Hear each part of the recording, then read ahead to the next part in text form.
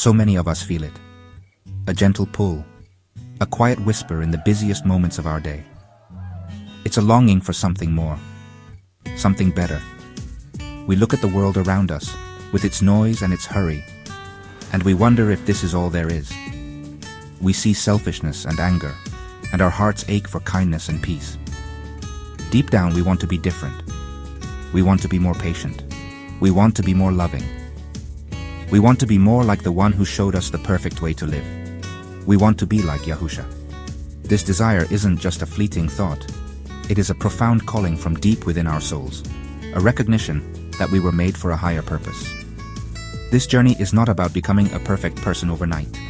It is not about a list of rules to follow or a set of rituals to perform. It is a journey of the heart. It is a slow and steady transformation. Think of a small seed planted in the ground. You cannot see the growth at first, but with water and sunlight, it begins to sprout. A tiny green shoot pushes through the soil. Day by day it grows stronger and taller, reaching for the heavens. Our journey to become like Yahusha is much the same. It starts small, with a simple desire, and it grows with every step we take toward Him, nurtured by His grace and truth. The path is not always easy. There are days when we feel lost. There are moments when we stumble and fall. But we are not alone on this path. Yahusha Himself walks with us. He is our guide and our strength. He knows the way because He is the way. He understands our struggles because He lived as one of us. He faced temptation. He felt sorrow. He experienced pain. So when we feel weak, He is there to lift us up. When we are confused, He is there to show us the next step. The goal is not perfection, but persistent, heartfelt pursuit of the one who is perfect. Why do we seek this transformation? Because we see in Yahusha the person we were always meant to be. He is the perfect image of love, the embodiment of grace, and the ultimate example of humility. He lived a life completely connected to the Father Yahweh. His every word and every action flowed from that divine relationship. When we look at Him, we see our own potential reflected back at us. We see a life of purpose, a life of peace, and a life of incredible joy. This is the life our hearts truly long for. It is a call to come home to who we were created to be. This journey is the greatest adventure we could ever undertake. The journey to become like Yahusha begins in a surprising place. It doesn't start by looking up at the heavens. It starts by looking inward, into the quiet corners of our own hearts. The first stage is knowing yourself. We must be honest about who we are right now.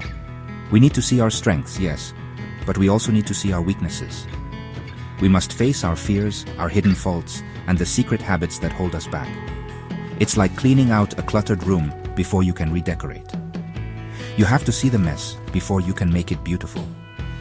This honest self-assessment isn't meant to make us feel bad, but to show us where we need His help the most.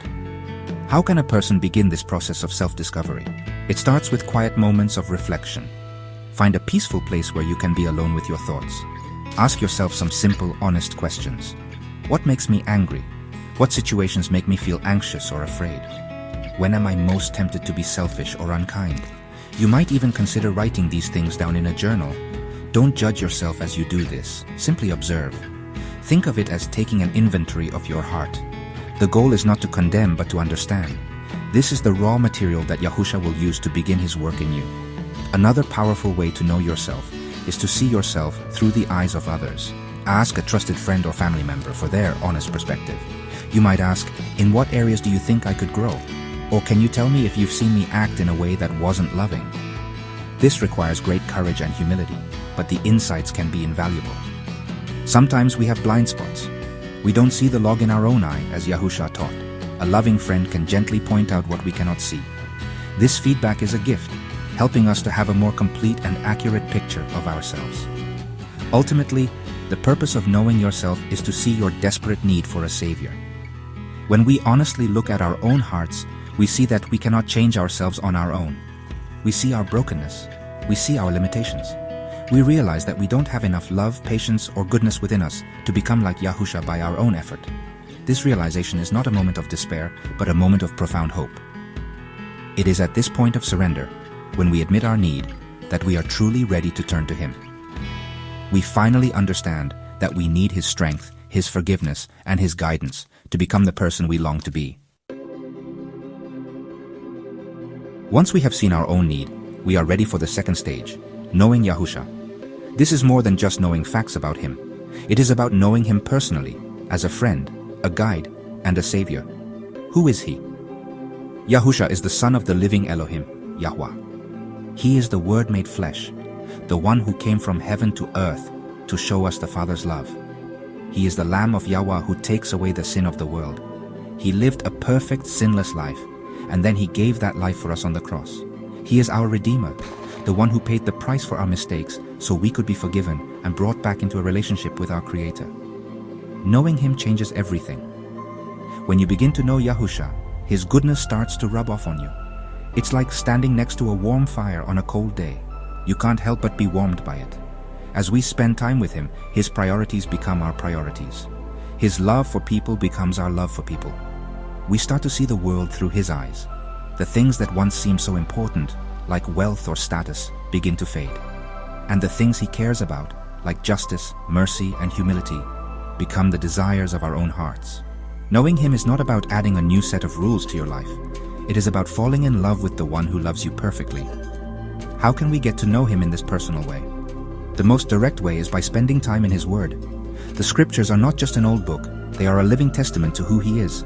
Read the stories of his life in the Gospels, Matthew, Marcus, Lucas, and Yahuchanan. Read them slowly. Imagine you are there, walking alongside him. Listen to his teachings. Watch how he treats the poor, the sick, and the sinner. As you read, talk to him. Ask him to show you what the words mean for your life today. This is how a relationship is built, through communication and spending quality time together. Another vital way to know Yahusha is through prayer. Prayer is simply talking to him. It doesn't have to be a formal speech with fancy words. Talk to him like you would talk to your closest friend. Tell him about your day. Share your joys and your sorrows. Confess your struggles and ask for his help. Listen for his still small voice in your heart. Prayer is a two-way conversation. As you open your heart to him, he will reveal his heart to you. Through his word and through prayer, the historical figure of Yahusha becomes a living, active presence in your daily life, guiding you, comforting you, and transforming you from the inside out. The journey reaches its highest point in the third and final stage, knowing the Father, Yahweh. This is the ultimate goal, the destination toward which the entire path leads. Yahusha himself said that his purpose was to reveal the Father. He taught us to pray, Our Father in heaven.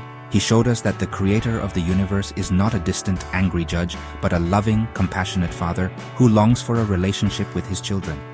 To know Yahweh as our Father is to experience a level of security, peace, and belonging that nothing in this world can offer. It is to finally understand our true identity as a beloved child of the Most High Elohim. Knowing the Father is the fruit of knowing Yahusha. It is impossible to truly know the Father without first going through the Son. Yahusha is the perfect reflection of the Father's character. He said, "Anyone who has seen me has seen the Father." As we grow in our relationship with Yahusha, he slowly unveils the Father's heart to us. We begin to see Yahweh's incredible patience in Yahusha's dealings with his disciples. We see Yahweh's deep compassion in Yahusha's healing of the sick. We see Yahweh's unconditional love in Yahusha's sacrifice on the cross. Knowing the Son is the doorway into the very presence of the Father. What does it mean to live a life in which you know the Father? It means you live without fear. You know that a good and all-powerful Father is watching over you. You trust that he is working all things together for your good, even the difficult things. You no longer strive to earn his love or approval, because you know you already have it.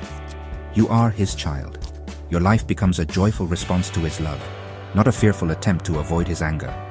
You begin to treat others as your brothers and sisters, because you realize that they too are children of the same Father. Your life becomes an expression of family, the family of Yahweh. This journey, from knowing yourself to knowing Yahusha to knowing the Father, is available to everyone. It does not matter where you have been or what you have done. The invitation is open. It begins with a single humble step. Acknowledge your need. Turn to Yahusha, the one who shows the way, and allow him to introduce you to the Father, who has been waiting for you with open arms all along. This is not just a path to becoming a better person. It is the path to coming home. It is the journey to finding your place in the heart of Yahweh, forever secure in his everlasting love. Take that first step today. He is waiting for you.